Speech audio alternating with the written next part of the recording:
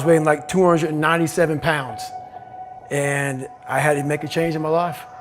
You know, I was at an all-time low, and I wasn't going anywhere, and I was exactly what everybody said I was gonna be, which was nothing. This man is a self-made beast. Widely considered to be the toughest man on the planet and one of the greatest endurance athletes of all time. I was just an insecure, scared kid. And the only way I could find myself was to put myself through the worst thing possible. He's the only member of the U.S. Armed Forces to complete SEAL training, the U.S. Army Ranger School, and the Air Force Tactical Air Controller training. He's completed the infamous Destroyer of Men, known as Hell Week, 3 times, including 2 in a single year, and 1 that he started and finished with multiple stress fractures and a hernia. No one was here to help me. And the feeling I had every morning, I started shaving my head when I was 16 years old. And the feeling I had every morning, I looked in the mirror, was horrible. And I didn't want to feel like that anymore. And how I felt was a kid going nowhere, a kid that was scared. And most kids will accept that and look for help. But the best thing that happened to me, no one helped me. He served in combat in Iraq, was the bodyguard for the Iraqi Prime Minister. He once held the Guinness World Record for most pull-ups in 24 hours at 4,030. No one felt sorry for me. No one looked at me and said, like this day and age, they'll take you in and they'll tell everybody, stop picking on this person. Back then, they didn't care. I had to build calluses in my brain the same way I built calluses on my hands. So I broke the Guinness Book of World Records for pull-ups a long time ago, but I failed at it twice. And I did 67,000 pull-ups in trying to break this record. So to do 4,030 pull-ups, I had to do 67,000 for training for that. He's run 8 consecutive 100-mile races over 8 back-to-back weekends. He ran over 7,000 miles in a single year, and that is the equivalent of running 267 marathons. I saw myself as the weakest person God ever created. You had to have a goal. My goal was the only person that's going to turn this person around is me. The only way I can turn around is put myself through the worst things possible a human being can ever endure. And that'd be the only way that I can build this brain to handle anything that comes in front of it, callousing my mind through pain and suffering.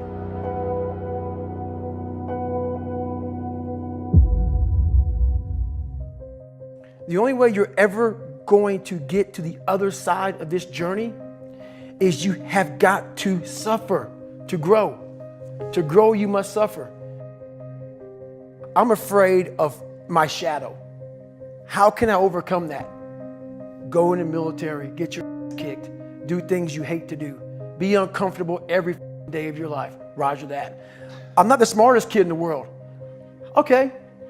Instead of somebody saying, oh no, you're smart. No, don't say that to yourself. I said to myself, no, I'm a dumb motherfucker. Okay, roger that. How do you get smarter? Educate yourself. So the things that we run from the truth. We're running from the truth, man. So the only way I became successful was going towards the truth. As painful and as brutal as it is, it changed me. It allowed me to become, in my own right, who I am today. If you can, for the rest of your life, live inside of yourself, stop listening to people who are calling you fat, gay, transsexual. Everything that is makes no sense. All these insecure people putting their insecurities on you, you gotta flush it out. You gotta just be whoever the hell God or whatever the hell you believe in. If you believe in nothing but yourself, I don't care what it is. You gotta take everything and throw it away. You have to believe in one thing, and that is yourself. Self-talk and visualization are the 2 keys to my success. Search your soul, search your mind, search your abilities, and you'll find it. But if you're not looking for it, you won't find it. So you gotta go start your journey. And the journey starts with you finding, why the hell am I here on this planet Earth? Why am I here? And if you don't know that, you will live the rest of your life searching always asking the question, why? I use the hurt you're trying to put on me, I flip it upside down and use it. You trying to use it for kryptonite? No, it's power pillars for me. I'm using it for strength. I just flip negative into positive, that's all it is. You might be called some Jewish word or some gay word. It's okay. Let them call you that. What are you going to do now? They don't own your life. How are you going to control that now? How are you going to flip it upside down and say, Roger that, now I'm going to harness this shit and you'll read about me years from now? How? That's the question. How are you going to do that? Thicken your skin. Become more of a human being. Don't be afraid of the reflection in the mirror, because that's all you can be afraid of. Once you overcome the reflection in the mirror, you've done it. It's so easy to be great nowadays because everybody else is, most people are weak. This is a softened generation. So if you have any mental toughness, any ability, if you have any fraction of self-discipline, the ability to not want to do it but still do it. People have a hard thing understand. I hate to run. And what makes me so crazy, it doesn't anymore, is people go, well, why do you run if you hate it? What are you talking about? I don't want to take showers and eat either. I hate that too. That's life, man. It wasn't until I changed that mentality that I became somebody. I hated going to school, so guess what? I was dumb as. But if you can get through to doing things that you hate to do, on the other side is greatness. That's what people don't understand. By me running, I am callous in my mind. I'm not training for a race. I'm training for life. I'm training for the time when I get that 2 o'clock in the morning call that my mom is dead or something happens tragic in life. I don't fall apart. I'm training my mind and my body and my spirit so it's all one, so I can handle what life is going to throw at me. Because the life I've lived, it throws a whole bunch at you. And if you're not physically and mentally prepared for that, you're just going to crumble and you're good for nobody. So the accountability mirror is something that I kind of came up with in high school. Like I said, I started shaving my head when I was 16. And I got caught up in trying to impress so many people because no one liked me. So I developed so many different identities. Let me sag my pants. You know, let me pull my pants up. Let me talk this way or act this way or be this way or whatever the hell it may be. God, dog, there's so many different things I did to try to fit in with so many different groups that when you look in the mirror, that's the one person you can't lie to. So every morning I would shave my head thinking, God, I would reflect back on some of the lies I may have told somebody or some of the ways I acted that I didn't feel comfortable doing. And I did it to impress other normal people. The key word there is normal, everyday people. I was trying to make other people like me. How pathetic is that? So this mirror would always tell me, my reflection would say, God, you are a pathetic man. How does that feel every day to be this way? So I would just start having myself accountable. How did I attack today? How did I attack yesterday? And if I didn't do something I was proud of, I'd write down a sticky note and I would fix it. So then my senior year in high school, it was a totally different David Goggins. What brings me joy and happiness is knowing how beautiful the mind is. And I'm one of the few people that didn't read about it, didn't experience it through some drug. I got to experience the beauty of true fucking willpower. If you don't know who you are, I can't tell you who you are. We are all great. No matter if you think you're dumb, no matter if you think you're fat, no matter if you are fat, no matter if you've been bullied, or no matter if you just got back from Iraq or Afghanistan and you have no legs or your arms or whatever, man. We all have greatness. You gotta find the courage. You gotta find the courage to put your Bose headphones on and silence the noise out of this world and to find it. And to find it because it's out there, but it's gonna take hard work, courage, self-discipline. It's gonna take all the non-cognitive skills. all the non-cognitive skills to be great. You know, smart is good, all this stuff is good. That's all cognitive. It's the non-cognitive skills that set you apart from everybody else. And that's what it's all about.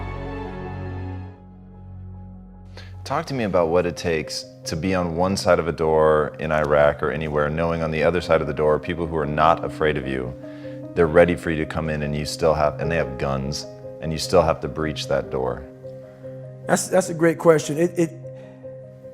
That's a very scary situation when you are on one side of the door and your mind is racing, because on the other side of that door, it could be no one. It could be 4 guys with 4 AK-47s. That door you're about to open could be booby-trapped. So once you open it, boom, your legs are gone. So there's 1,000 things you think about when you're the first guy, second guy, third guy, getting ready to go in a room and flood it. And that's why I talk about the warrior mentality. And that's why so many people are lost when I start talking. You have the right. You're lucky that you don't have to think like warriors think. You're very privileged. I chose this world to be a warrior. And I would choose it again if I came back to this world. But the mentality of a warrior is very different than normal mentality. You must be that person on that door, get ready to open it, thinking to yourself, if I die, so be it. The only way you can go in that door is knowing there's a great chance you're gonna die. Like being a SEAL, you train with live ammo. You jump out of an airplane, everything you do, you could die. So to be a warrior, why people don't understand me, I'm glad you don't understand me. Merry Christmas, good on you. Because being a warrior takes a whole different mindset. A whole different mindset to know that there's a great chance I may not be in the military. Like I was in for 21 years. I'm lucky. I'm very lucky that I'm alive, able to talk to you, able to still run.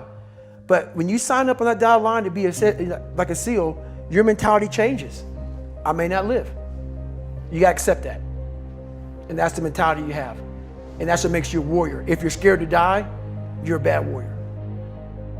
I'm also looking at the guys to my left and to my right, realizing that we're here together, man. And I have to be strong for them. And they gotta be strong for me. A lot of people, either you like me or don't, even in the SEAL teams, but when you get to that door or you get on that mission or you get in that op, all that shit's out the door, man. You know, you do it honestly. I mean, people say all the time in these movies, and you really out there fighting for that guy beside you. And you can't be a coward. Because you know what, and this is how I look at everything I do now in life, and this sums it up. I hated jumping out of airplanes. I hated shooting guns. I hated the job as a Navy SEAL. But I did it because I wanted to change myself. Everything I do, I'm not really comfortable doing. But if you choose to go that route, to go be a Navy SEAL, you might as well go be the hardest mother in the world. Because if you're choosing to do something, you have 2 routes. You can go there and be a little weak person and get through barely, and that's your reputation. Or you can go through the hardest guy you can possibly be, and that's your reputation.